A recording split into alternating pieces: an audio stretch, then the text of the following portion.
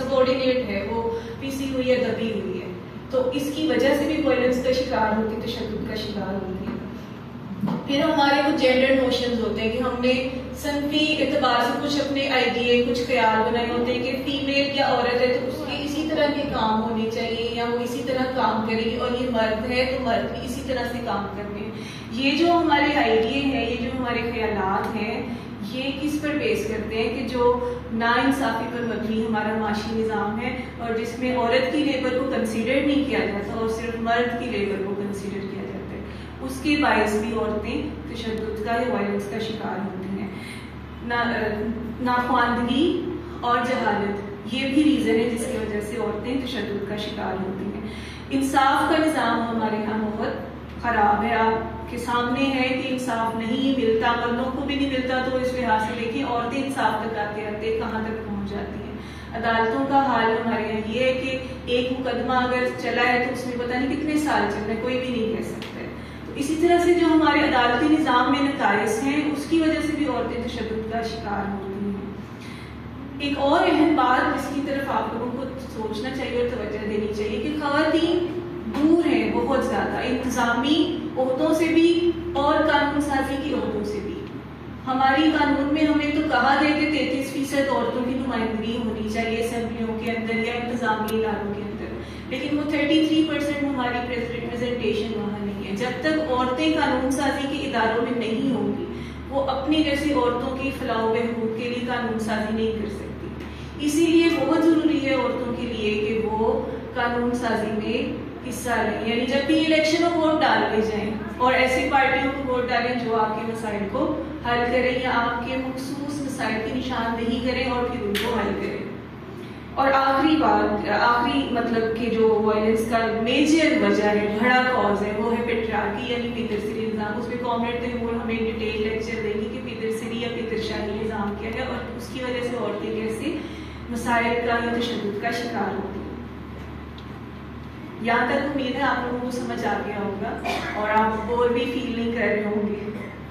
अच्छा, तो थोड़ा सा पेट्रियार्की को हम भी डिफाइन कर देते हैं, यहाँ पर डिफाइन कर देते हैं इसको कि इसको वर्बली यानी इसका हम लोग सादा अल्फाज में क्या मायने देते हैं। हाँ, इससे मुराद सिंपल वर्ड्स में ये कि रूल ऑफ मैन, मर्दों का जो हुक्मरानी है उसको हम पितरशाही निज़ाम कहते हैं। या जो मर्द पावर ताकत का इस्तेमाल करता है औरतों पर, उसको हम पितरशाही निज़ाम कहते हैं।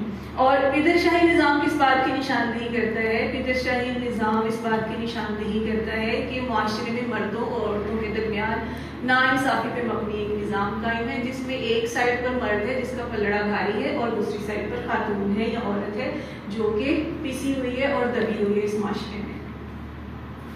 अब पेट्रियार्की की डिफरेंट टाइप्स हैं, मतलब एक तो हम डायरेक्ट टाइप उसको कहते हैं और एक उसकी जो है वो एक इनडायरेक्ट टाइप है या उसका स्ट्रक्चरल आप उसको टाइप कहते हैं। डायरेक्ट टाइप में आपको नज़र भी वो आ जाती है कि जब हम देखते हैं कि मर्द ज़ाहिरी तौर पर हावी है औरतों के ऊपर, वो माशी एतबार से है या वो माशरती एतबार से, वो हमें क्लियर नज़र आता है कि उसकी स्टैंडिंग सोसाइटी के अंदर जो है वो हाई है, तो वो तो डायरेक्ट टाइप ऑफ पेट्रियार्की है।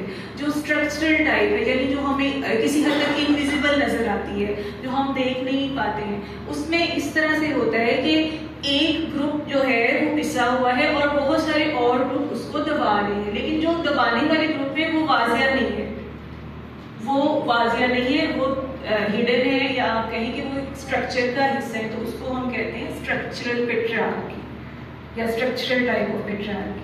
अब इसका हमने रिश्ता कत्ल के साथ जोड़ना है, पेट्रियार्की को हमने लिंक करना है औरतों पर जुर्म होने वाले जुल्म के साथ और फिर उस जुल्म को हमने जोड़ना है कि वो जुल्म जब कत्ल की सूरत में जाहिर होता है कि जिसमें हम औरत को ख़त्म कर देते हैं, औरत को मार देते हैं।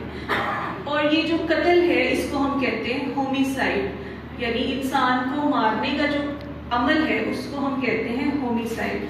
और होमिसाइड जो है ये सिर्फ ये नहीं है कि पाकिस्तान का मसला है, इंडिया का मसला है, अफगानिस्तान में है, ईरान में है, ये दुनिया भर का एक ग्लोबल मसला है, ठीक है।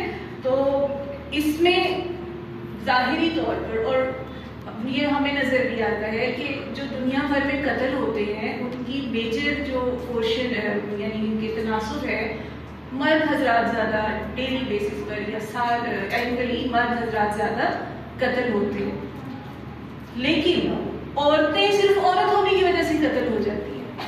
مرد اگر قتل ہوتے ہیں تو اس کی کوئی اکنامک ریزن ہے، کسی نے کسی کی زمین ہتھیاری تھی، کسی نے کسی کا قرض دینا تھا تو وہ اس نے قرض لینے والے کو مار دیا. لیکن عورت جب قتل ہوتی ہے تو وہ ان ریزن کی وجہ سے قتل نہیں ہوتی. عورت جب قتل ہوتی ہے تو وہ اپنی عورت ہونے کی وجہ سے قتل ہو رہی ہوتی ہے. تو یہ جو اسپیسیفکلی عورت کو عورت ہونے کی وجہ سے قتل کر دیا جاتا ہے اس کو ہم کہتے ہیں فیمیسائڈ یا فیمینیسائڈ، کہ عورت کا قتل. اور کس وجہ سے؟ اس کی عورت ہونے کی وجہ سے. اب ہم اس کو دیکھتے ہیں کہ جو گھروں میں عورتیں قتل ہوتی ہیں اس کی کیا ریزن ہوتی ہے اور وہ کیوں کر کے ہوتی ہے. اقوام متحدہ کے مطابق گھر ایک ایسی جگہ ہے جہاں سب سے زیادہ خطرہ ہے کہ عورت ماری جائے گی. اور یہ اگر ہم اس بات کو ریئلائز کریں تو یہ بہت ہی افسوسناک ایک عمل بن جاتا ہے کہ جس جگہ کو ہم یہ کہیں کہ یہ ہماری پناہ گاہ ہے وہی ہمارے لیے انسیف ہو جائے، اسی میں ہم خود کو سیف یا محفوظ تصور نہ کریں، تو یہ بہت ہی افسوسناک بات بن جاتی ہے. اور یہ انفارچونیٹلی ہمارے ہاں عورتیں دنیا بھر میں سب سے زیادہ گھروں میں قتل ہوتی ہیں. تو ہم اس جو یہ لفظ ہے فیمیسائڈ، اس کو ہم ذرا ڈیفائن کر لیتے ہیں کہ یہ کس طرح سے، اس کا کیا مطلب ہے اور سب سے پہلے اس کا استعمال کب کیا گیا تھا.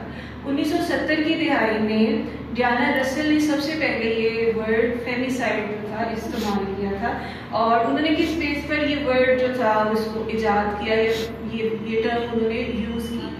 تو ان کے مطابق عورتوں سے نفرت کی وجہ سے جب ان کو قتل کر دیا جائے، اور وہ نفرت کی ڈفرینٹ ٹائپس ہوتی ہیں کہ آپ عورت کا حلیہ آپ کو پسند نہیں آیا یا عورت کا کوئی کام آپ کو اچھا نہیں لگا تو آپ اسے نفرت کرنے لگے، اور اس نفرت کا سب سے ٹاپ اظہار آپ نے کس طرح سے کیا، اس کو قتل کر دیا. تو یہ ہے فیمیسائڈ یا عورتوں کے خلاف ہونے کی، عورتوں کو قتل کیا جانا جب ہم اسے کہتے ہیں. اور اس کی بھی ہسٹوریکل وجوہات کیا ہیں. عورتوں کے قتل کی ہسٹوریکل وجوہات میں بھی پیٹریارکی اور جو ان ایکول نابرابری کا جو تصور ہے عورت اور مرد کے درمیان، اس کے سماجی رشتوں، معاشرتی یا معاشی رشتوں کے درمیان، وہ ریزن بنتی ہے فیمیسائڈ کی یا عورتوں کے قتل کی. اچھا، فردر بھی اگر ہم اس کو ڈیفائن کریں تو جس طرح سے یونائٹڈ نیشن ہے اسی طرح سے یورپین یونین، یورپ کے ملکوں کی جو آپ کہیں کہ ادارے ہیں، انہوں نے کس طرح سے اس کو ڈیفائن کیا ہے. یعنی European institute of gender equality نے فیمیسائڈ کو کس طرح سے ڈیفائن کیا. وہ کہتے ہیں کہ عورت کا قتل اس کے شوہر یا اس کے کسی بھی پارٹنر کے ہاتھوں جب ہو تو اس کو ہم کہیں گے فیمیسائڈ یا عورت کا قتل. اور یونائٹڈ نیشن اس کو کس طرح سے ڈیفائن کر رہی ہوتی ہے؟ یونائٹڈ نیشن اسے کہتی ہے کہ یہ